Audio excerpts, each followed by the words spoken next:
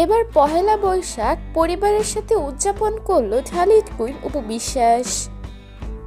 সকাল থেকে শাকিব খানের বাসায় কি করলো অপু।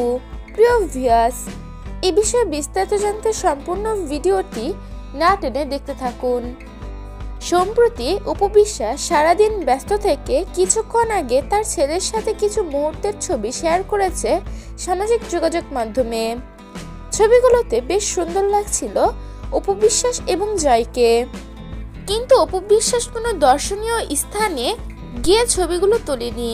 ছবিগুলো তোলা হয়েছিল বাসার ছাদে, আর সেই বাসাটা ছিল সুপারস্টার শাকিব খানের। সম্প্রতি কিছুদিন আগে অপু বিশ্বাস, শাকিব খান এবং তাদের সন্তান জয় দেশের বাইরে থেকে ঘুরে এলো।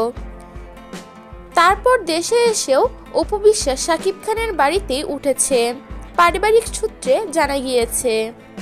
সেখানে গিয়ে আজকে পহেলা বৈশাখকে আরো আনন্দময় করে তুলতে শাকিবের জন্য নিজ হাতে রান্না করেছে অপু বিশ্বাস।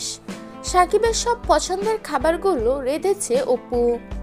শাকিব খান ইলিশ মাছ এবং ভুনা খিচুড়ি খেতে অনেক বেশি পছন্দ করে, এই কথাটি অপু বিশ্বাসের আগেও বলেছে।